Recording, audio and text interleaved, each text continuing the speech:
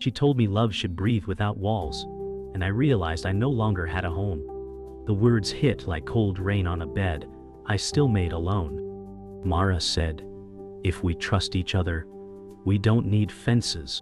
I nodded, because I was terrified she'd leave if I didn't. I wanted bravery to look like generosity, not surrender. I wanted to be chosen without asking. Jules arrived as a name first, sweet as ripe fruit. Mara said, "It's just dinner, Ethan, not a revolution." I smiled and tasted metal. The rules were clean on paper and filthy in my chest. I drafted boundaries and called them doors. Mara said, "No favorites, no sleepovers, constant honesty." I signed the treaty and kissed her forehead.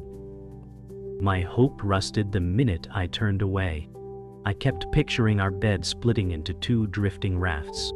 I whispered, "I can handle this," to the bathroom mirror. The mirror said nothing, but it fogged like a secret breathing back. Our future felt like a key turned in a lock that wasn't ours. I kept telling myself the map was the territory, that rules could hold us like beams. Mara said, "We're stronger because we're honest." I wanted to believe honesty was a bridge, not a weapon. We shared calendars, passwords, and fragile promises. I learned the shape of Jules' name the way you learn a bruise. Mara said, "If you feel jealous, say it before it rots." I nodded and hid it in polite smiles. I cooked dinner and added extra salt, like flavor could distract the ache. I set 2 plates and a third fear. Mara said, "This is growth, Ethan, not loss." The word growth felt like a vine around my ribs. I looked at our photos and saw tiny fractures. I missed the simplicity that probably never existed. I whispered, "Choose me," even while choosing them. The room was quiet enough to hear the clock lying. I promised not to keep score, then counted everything. We practiced saying boundaries like a second language. I said, "No sleepovers," and tasted chalk. Mara said, "No favorites," and smiled like a dare. I asked for weekly check-ins and she agreed like it cost nothing. The first check-in felt like a performance with a missing script. I admitted I was afraid of being the intermission. Mara said, "You're my home base." It sounded like a layover, not a destination. I asked, "Will you tell me if that changes?" She kissed my knuckles and said, "It won't." The kiss faded, faster than her certainty. I watched her pack a tote with a book I bought and a perfume I didn't. I told myself trust meant motion, not collapse. The elevator doors closed on my reflection and left me with a thinner version of myself. Jules became a story told in present tense. I heard her laugh in the pauses of Mara's sentences. Mara said, "She's kind, you'd like her." Kindness started to sound like competition. I asked for details I could survive. She said, "We walked by the river and talked about music." My chest tightened around a song I didn't choose. I said, "Tell me something you didn't tell her." Mara blinked like a flash, then said, "I keep our Sundays sacred." The word, sacred, felt rented. I brewed coffee strong enough to stand a spoon. I held the mug like a relic and waited for courage. The silence between us rang like a tuning fork. I said, "I'm scared we're building a house where I don't have a room." She looked at me like I was speaking weather. The night before we met Jules, I ironed a shirt I didn't need. Mara said, "Relax. It's not an audition." I laughed and felt the laugh limp. We rehearsed our smile shapes in the hallway mirror. I said, "If I freeze, touch my wrist." She nodded, and it felt like choreography. At the restaurant door, the hostess said her name like a reveal. Mara said, "This is good for us." I told my pulse to behave. Jules arrived with the energy of a door kicked open by spring. I said, "I'm Ethan," and meant I'm learning how to lose gracefully. Jules said, "I'm glad to finally meet you." The table welcomed us like a stage that knew its climax. The candles burned steady, as if nothing ever trembled. The morning after dinner felt like waking in a house where every door clicked twice. Mara said, "You handled that beautifully," and the praise slid off like rain on wax. I wanted to shine and only managed to reflect. I brewed coffee too strong and watched the crema collapse.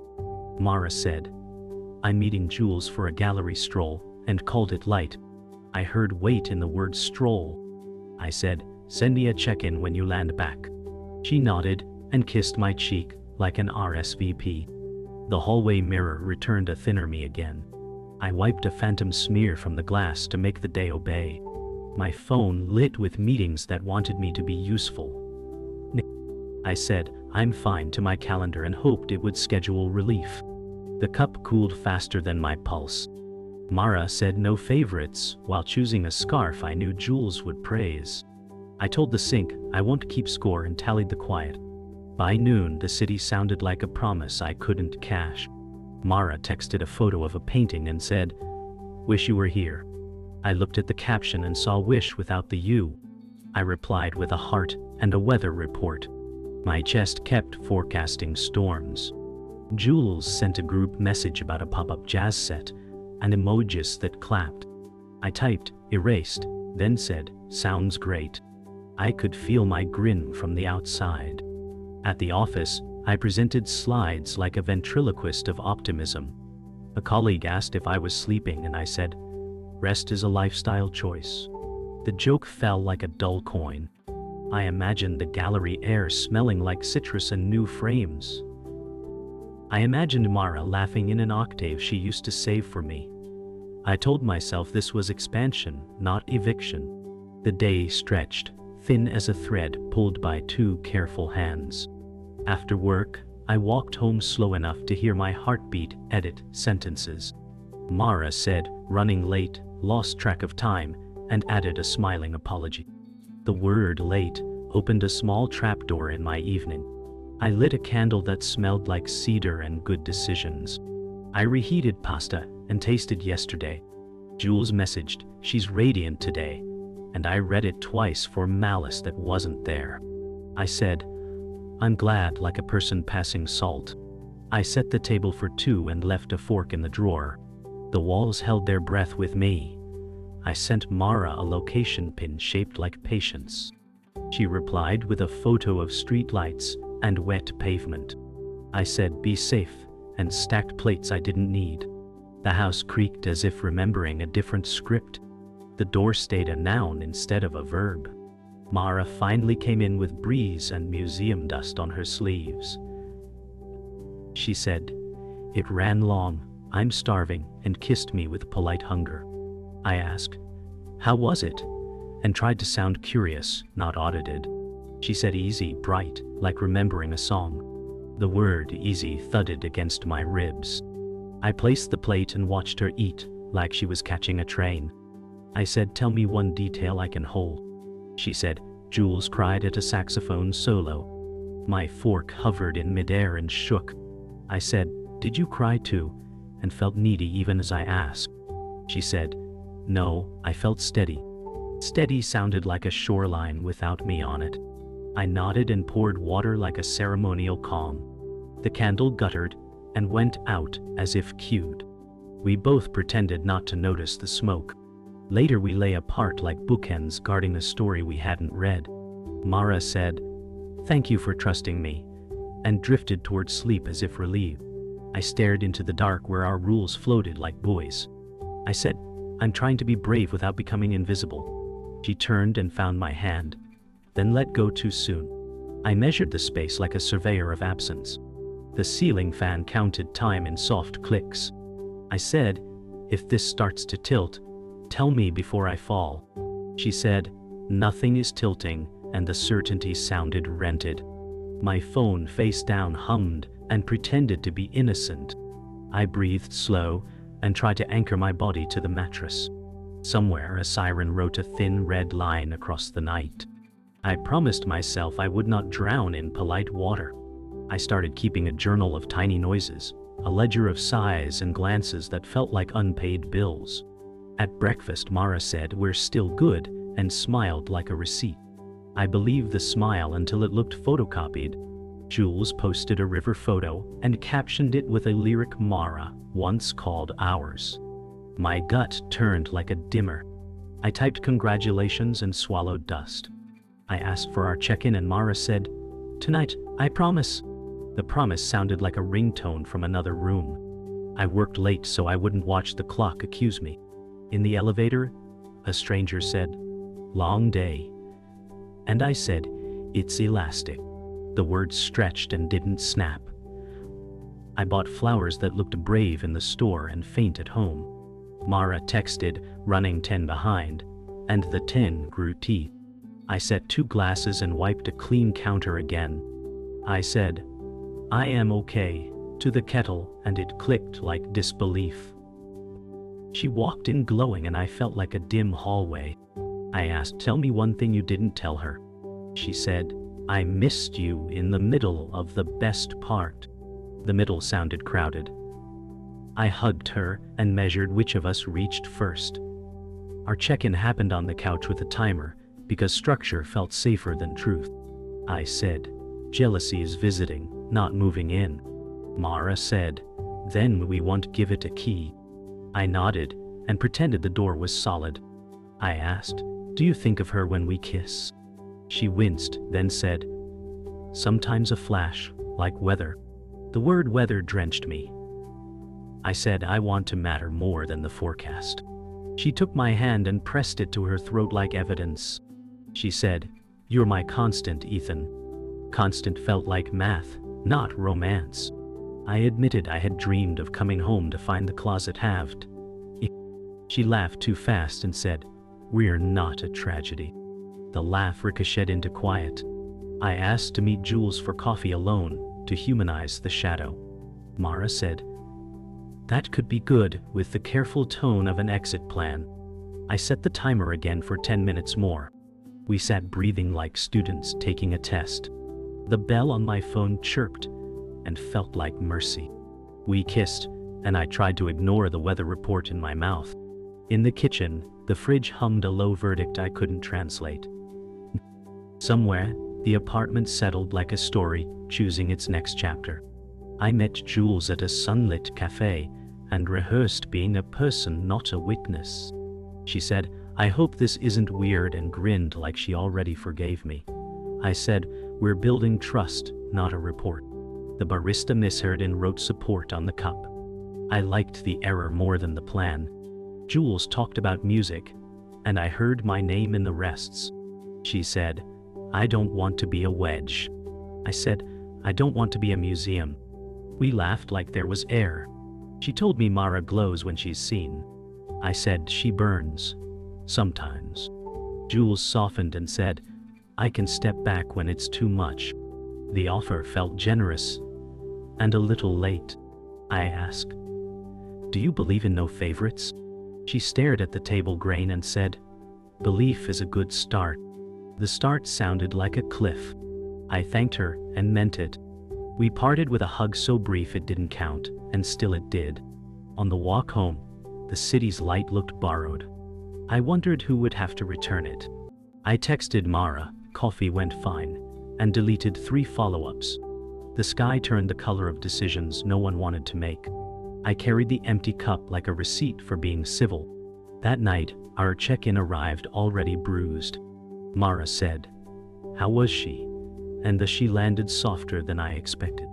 I said, kind, careful, unwilling to be pretend. She nodded like she'd ordered that exact thing. I added, "She offered to step back if this tilts." Mara said, "It shouldn't have to be martyrdom." The word martyr scraped something tender. I asked, "Are we still the center, or are we satellites now?" She said, "We're a constellation."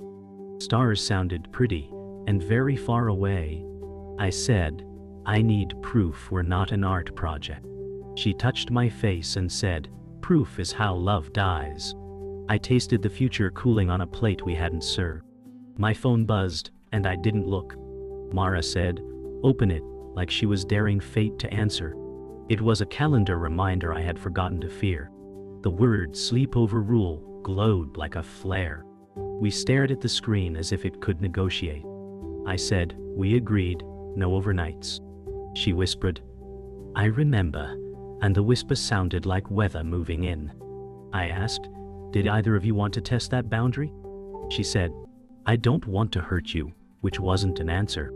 The timer on our check-in expired and kept quietly counting anyway. The next day I found a sweater of Mara's folded with a scent I didn't recognize. It smelled like a new shelf in a life I wasn't in yet. I said, Is this yours? And she said, Jules spilled wine. I borrowed hers. Borrowed, echoed. I asked, Did you sleep there because the echo needed walls? She said, No, but the vowel wavered. I wanted to believe the no because it was shaped like a door. I also wanted to kick the door. I went for a run and came back with the same body. The shower steam wrote treaties that dissolved on tile. I texted Jules, Thank you for yesterday, and left the red receipt on. She replied, You're kind. And I tasted bitterness. Mara said, We're good, right? As if goodness were a code we entered. I said, Right, and the word rang hollow as a stage set. That night, I dreamed our apartment grew extra rooms. In each room, a table was set for 3, then 2, then 1. I woke with the feeling of applause that belonged to someone else. The dawn looked like concession. I told myself to breathe through the envy and call it growth. The breath snagged on a splinter I couldn't see. The message arrived like a siren in my pocket, and the photo burned a hole through our rules. Lena said, I saw them at the Mercer Lofts, and my throat turned into a locked room. In the image, Mara held an overnight bag with a softness I recognized. I whispered, No sleepovers, and the room echoed, then swallowed the sound. The clock on the stove blinked like a witness refusing the stand. I called Lena and said, Are you sure? Needing math where there was only weather. She said, I'm sorry I didn't want to be involved, and I thanked her for the wound. I stared at the door and felt homeless in my own hallway. My hands shook as if they remembered a tremor from another life. I typed, erased, typed again, then sent, Are you safe? To Mara. She replied, All good, talk in the morning, and the morning felt like a verdict already written. She came home at noon with sunlight, clinging to her like a borrowed alibi. I said, Did you stay? And the question cracked in the middle. Mara said, I fell asleep on the couch, and the vowel shook like a bridge in wind. I asked, Did you plan to? Because accidents rarely carry toiletries. She looked at the sink as if it would testify. She said, It wasn't supposed to happen, and I felt the rule buckle under the sentence. I said, We made a promise with names and ink. She said, The night changed shape, like weather was responsible. I asked, Did Jules know about the boundary? And she winced like a cord pulled sharp. She said, I told her we were evolving, and the word evolving stepped on my chest. I poured water and watched it miss the glass, then kept pouring as if drowning could be tidy. I asked Jules to meet me where truth might taste less like metal. She said, I didn't want to be a secret before I could sit.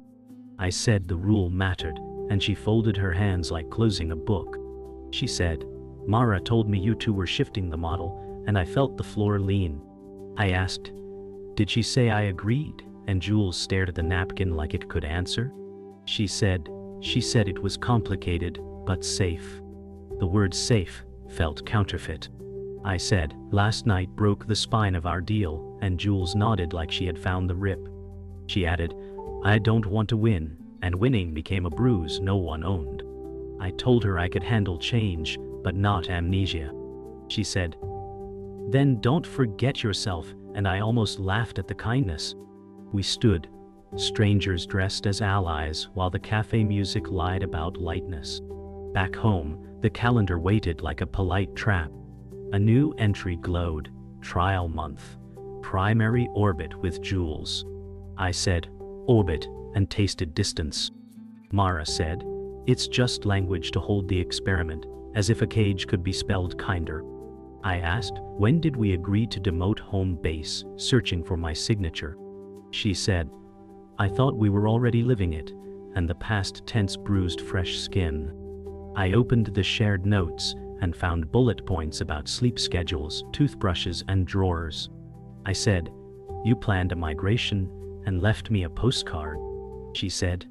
I needed to see what was real, and I felt imaginary. I wanted to rage, but my voice arrived as a whisper pretending to be brave. I said, real doesn't need a trial to prove I exist. The silence after that felt like a confession no one wanted to own. The twist wasn't the sleepover, it was the relocation of gravity. Mara said, I want to move some clothes there for a while, and the word while opened like a suitcase. I said, how many nights become a while? And she answered by counting with her eyes. She said 4 a week, maybe 5, and my ribs learned subtraction. I asked, what do I call this place if not home? And she said, yours, which felt like eviction dressed as a gift. I said, do you still choose me? And she said, I'm choosing more, like abundance could hide a fracture. I remembered the first night we painted these walls, and named the color after us.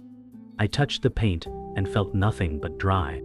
She reached for my hand, and I let her, then moved away like a tide that had memorized retreat.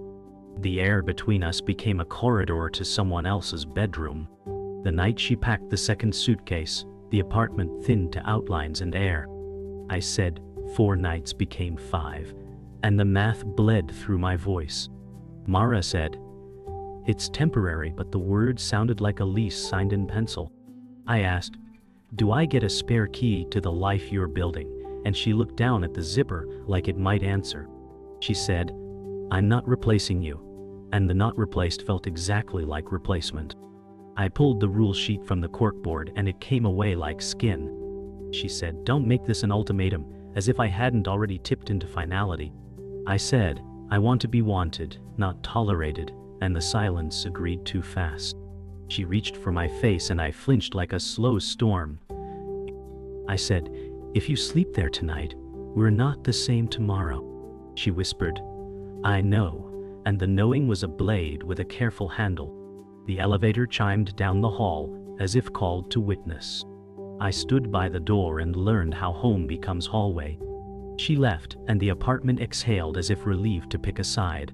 I said, this is what brave looks like, and heard a stranger using my mouth. The clock stuttered until the second hand gave up. I texted Jules, we need to talk, and deleted it before the dots could arrive. I poured whiskey I didn't want and watched it refuse to change shape. The bed looked untouched and still felt ruined. I said, choose me out loud to the ceiling, because prayer needed a target. The city threw sirens at the window and none belonged to me. I opened the closet and counted hangers like ribs. I imagined her laughing in a room that smelled like her new drawer. I said no favorites to the empty air and felt absurd. The absurdity ran down my spine and found an outlet in rage. I wrote a message that began with love and ended with surrender. I didn't send it because endings shouldn't be outsourced to pixels. I stood in the doorway until morning dripped under the door like milk. By noon I cracked and called her. I said, come home, and the plea was a torn ribbon. Mara said, I'm at the loft, as if geography were the only betrayal. I said, then bring the truth with you, and hung up before I begged. She arrived with sunlight and a practiced calm. I set my phone between us like a judge. I said, did you spend the night? And her breath made the answer obvious. She said, yes, and the word took the roof off the room. I asked, did you feel safe? And hated myself for caring. She said, I felt seen, and the verb burned everything it touched. I said, I am not a porch light you test against the dark, and my voice finally stopped shaking. She said, I love you, like a relic and a habit. I said, I love you.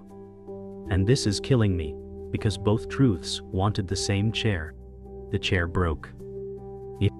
The day leaned. Somewhere below us a neighbor laughed, and the laugh felt rented from a happier floor. I said, then we draw a new line or we end. And the words sliced the room into weather systems. Mara said, I can't choose less of myself to save more of us. I said, I'm not asking for less, I'm asking for us to exist at all. She said, Jules is not the enemy, and I nodded because the enemy was absence in a nice dress. I said 1 night a week with her, no overnights, radical honesty, or I can't stay. She looked at the ceiling like there might be instructions. She said, that's not our future anymore, and future fell like glass. I said, so, this is the part where I become a spare room. She said, this is the part where we don't lie to ourselves. The clock resumed as if paid. I took a breath that scraped, then said, I am choosing myself, finally, at full volume. The sentence rang in my chest like a doorbell no one could ignore. She whispered my name, and it arrived already past tense. I packed with the careful rage of someone diffusing his own heart. Mara said, you don't have to go tonight, and the mercy sounded like delay.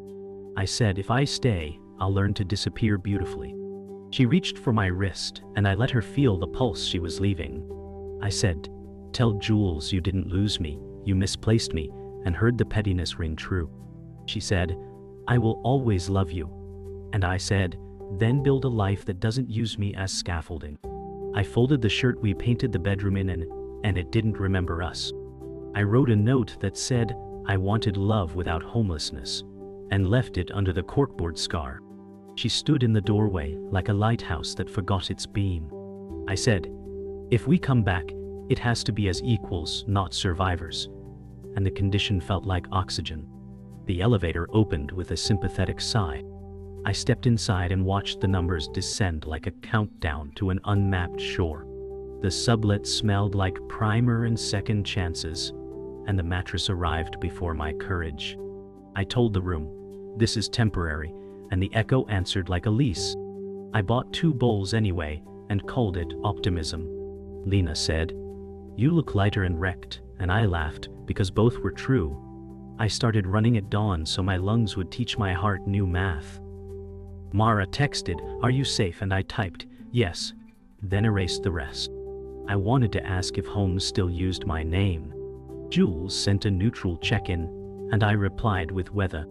I practiced cooking for one and plated it like a civics lesson. I whispered, choose yourself, each time the fork touched the plate. At night, I listed what I would not negotiate again. I promised to stop auditioning for parts I already had. The city sounded different from this street, as if Mercy had moved its office. I set the bowls on the counter and called them proof. I kept the rule sheet in a drawer like a burnt map, then tore it into confetti I didn't throw. Lena said closure is a verb, and I wrote it on a sticky note.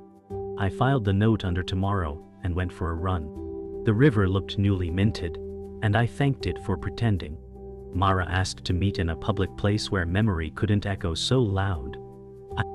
I chose the cafe, that name's mistakes support. Ah, she said, I don't expect forgiveness, and the honesty steadied the table. I said I don't expect amnesia, and we both nodded like adults. She admitted the sleepovers felt like proof of a future she hadn't earned. I admitted I mistook endurance for love. We shared the bill because symbolism is cheap and accurate. Outside, the light broke through a thin cloud as if auditioning. I said, be gentle with our ghosts, and she said, I will. We hugged in a way that closed a door without slamming it. I texted Jules because silence had grown teeth. I said, thank you for honesty, even when it hurt, and meant it more than I liked. She replied, I hope you find a love that doesn't ask you to vanish. I typed you too, and let the period carry weight. We met in daylight so nothing felt secret. She said, I won't be a reason someone hates their mirror again. I said, I won't be an audience to my own erasure. We smiled like people who had survived the same storm by different doors. She asked if I wanted her to step back further. I said, do what keeps your spine whole. She nodded, and it sounded like release. We parted with kindness that didn't ask to be more. On the walk home, I realized my jealousy had been starving for language. I promised to feed it boundaries instead of silence. The river kept time, and for once, I didn't argue. The sublet grew habits, and I started naming them. The plant on the sill reached for light and reminded me to move. I made a calendar that wasn't a surveillance system. Work crept back into color and colleagues stopped flinching at my jokes. I called my brother and said, I'm okay enough to be honest, and we laughed until the line steadied. At night, I wrote a list titled, Keep. I kept laughter that didn't apologize. I kept love that confirmed my outline. I kept rules that protected joy instead of policing fear. Mara sent a photo of the old wall color and said, "It still holds." I replied, "So do we," separately, and didn't ache afterward. I slept through a siren for the first time in months. Morning arrived like a polite guest, carrying bread. I brewed coffee and didn't look for a third cup. My chest felt returned to me with minor scuffs and a working hinge. I walked the long way home to test the word home against new walls. The city's evening sounded like a choir that didn't mind my voice. I said, I was not homeless. I was houseless in a story that misnamed me, and the sentence fit. I unlocked the sublet and felt the lock learn my hands. I set a single bowl on the counter and didn't read it as loneliness. I texted Mara, "May your loves be honest," and wished it for myself twice. I texted Jules, "May your boundaries be doors that lock from the inside." I stood at the window and forgave the calendar for trying to help. I forgave the mirror for telling the truth too late. I forgave my fear for dressing up as generosity. I didn't forgive betrayal, but I stopped feeding it.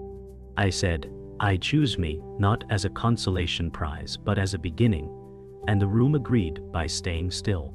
Autumn arrived like an apology I didn't request, crisp and exact. I walked past our old block and felt the building blink. Mara texted, "There's a box for you," and my ribs tightened. I said, "Leave it with the doorman," and kept moving. The box felt lighter than the life it contained when I finally opened it. Photos slid out like windows with the wrong view. I said, "We were real," to the paper faces, and didn't flinch. A note read, "Thank you for teaching me to say what hurts." I wrote back, "Thank you for proving I still exist when chosen last." I didn't send it. I brewed coffee and let the steam counsel me. The mirror held my eyes and returned them steadier. I said, "I forgive the part of me that believed love requires eviction." The room did not argue. Outside, a leaf skated down the street and found its curb. I said, "I am my own address," and the sentence unlocked something quiet. I started writing letters to the house I once lived in like a pilgrim. I said, "Dear walls, you taught me echo management." The pen steadied the parts of me that enjoyed disappearing.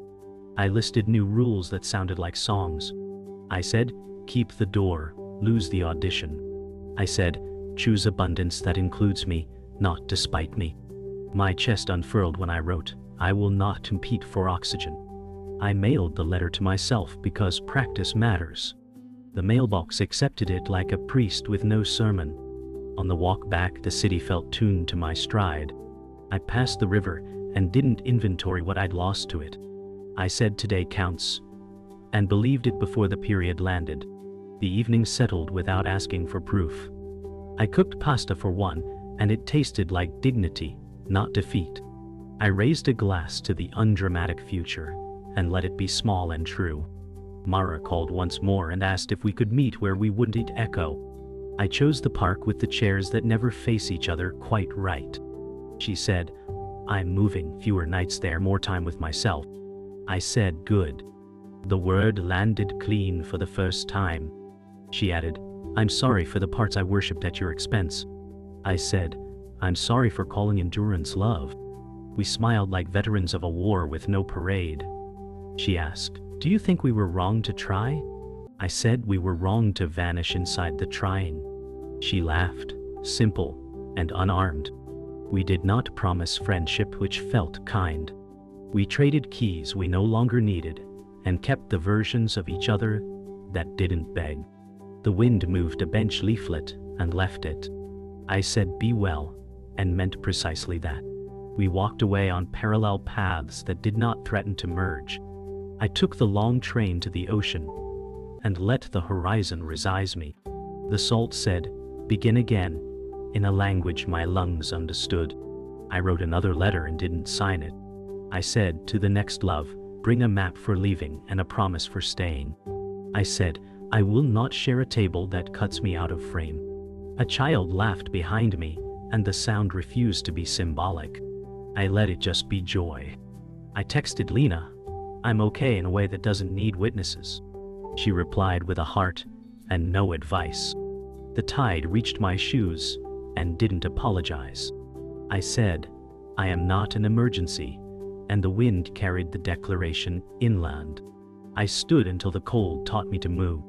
On the boardwalk, I bought a cheap ring and called it continuity. I slid it on and felt married to breath. Back at the sublet, night pressed its ear to the window and found no alarms. I placed the ring on the counter and turned off every light but one. I said, "I wanted love without walls," and the room waited. I added, "But I won't be homeless in my own life again." The words clicked like a lock that finally fit. I messaged myself the truth I had avoided. I wrote, "If someone needs a door, I will not offer my spine." I wrote, "If someone asks for honesty, I will not donate my outline." The phone went dark, and I stayed lit. I lay in bed and counted breaths, not mistakes. Somewhere, laughter belonged to someone else and didn't wound me. I said, "Choose me," and chose me cleanly. The final silence arrived like thunder with nowhere to shatter. I faced it and slept.